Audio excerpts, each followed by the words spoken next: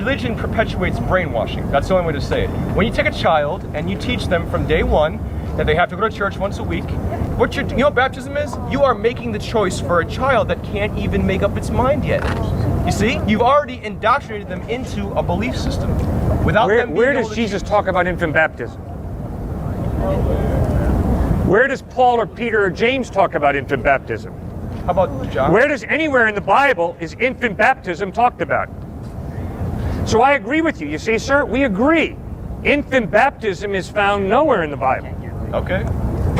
So my question remains on the table, sir. What is your source of information about Jesus? Why did you trust that source? Be it the Catholic priest, be it your mom and dad? Okay, fine. Yes.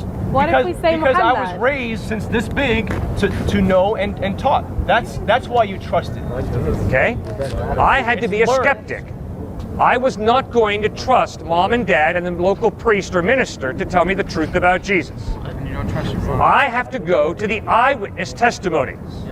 Okay. Which have been changed. That's right, since sir. they were written. I am That's not a whole going to other build debate. my life on what mom and dad tell me. That's a whole other debate because the Bible You has have been to rewritten think about things 4 through times. yourself.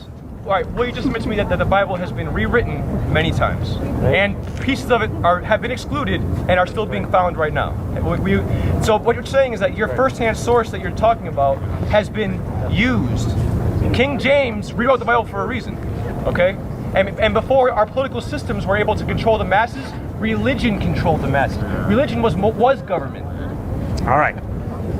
King James in the early 1600s did not translate the Hebrew Old Testament or the Greek New Testament. He didn't know the languages. I'm not saying he did it himself. He was the king. He told someone Hebrew to do it. scholars and Greek scholars. Right. Okay. They did not change anything. How do you know? Because I've studied the Hebrew Old Testament and the Greek New Testament. Do you know Hebrew and Greek? I had to learn Hebrew and Greek in seminary. The way that they taught, And I the way that know they spoke it at that the time Old was Testament was real. written in Hebrew and the New Testament was written in Greek.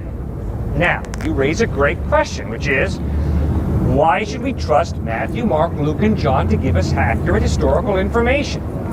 Hopefully you have some tests, sir, that you use to determine historical reliability. Myself, I've got 4 tests. I use them on Suetonius, Herodotus, U.S. history, Greek history, any history. Nothing sacred about my tests. Come up with your own. My 4 tests are internal consistency, meaning by that, are there contradictions within the text that point to massive confusion?